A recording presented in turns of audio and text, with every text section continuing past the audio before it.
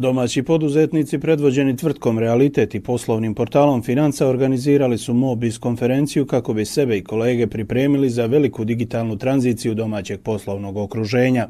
Teme su šire poslovne važnosti, od radnog zdravstva do ulaganja te povećanja kapitala kompanije.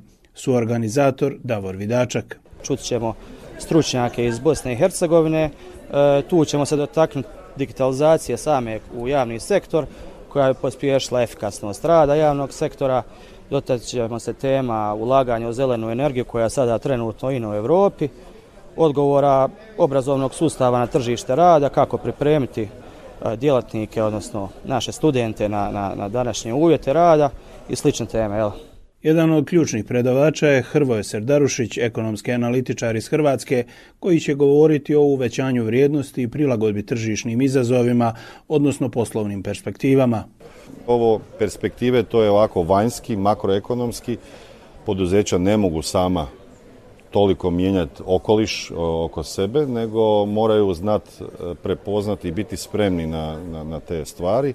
A što se tiče onoga čega mogu, to je kako upravljati, to su financijske strategije, kako doći do veće vrijednosti, do veće profitabilnosti. Pa ćemo nastojati ukazati na neke pogreške. Biće govora i o tome što javni i državni sektor govori, koji je jako važan. Osobno se zauzimam za to da država treba biti dobar sudac, a ne treba biti tržišni igrač. Ključna tema posljednjih godina je energetska tranzicija, za što Bosna i Hercegovina ima ogroman potencijal, uglavnom u vjetru i suncu. Što nas tu koči, najbolje zna Vedat Suljić, direktor kompanije CTOR, čija je to uža specijalnost. Mi s jedne strane imamo nedostatak prijemnog kapaciteta u mreži, dakle mi ne razvijamo paralelnu mrežu koja treba da prihvati nove kapacitete, zatim i dan danas razvijamo zanimanja koja nemaju svoju budućnost, dakle imate srednje škole pa čak i visoko obrazovanje koje dalje razvija, ajmo reći, rudarski orijentisane zanimanja, nemamo ili vrlo malo imamo formalnog obrazovanja u domenu obnovljivih izvora energije.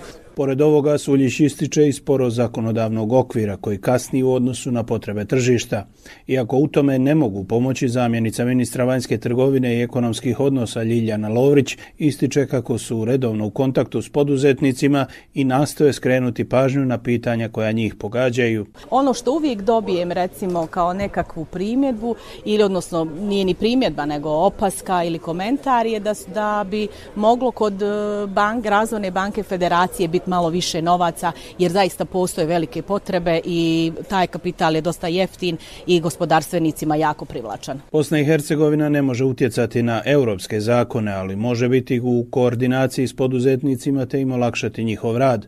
Vjekoslav Vuković, predsjednik Vanjsko-trgovinske komore.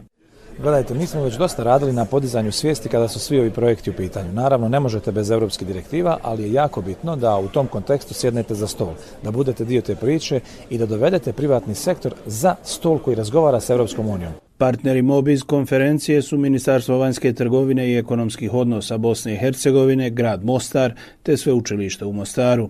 Za BH Radio 1, Igor Božović.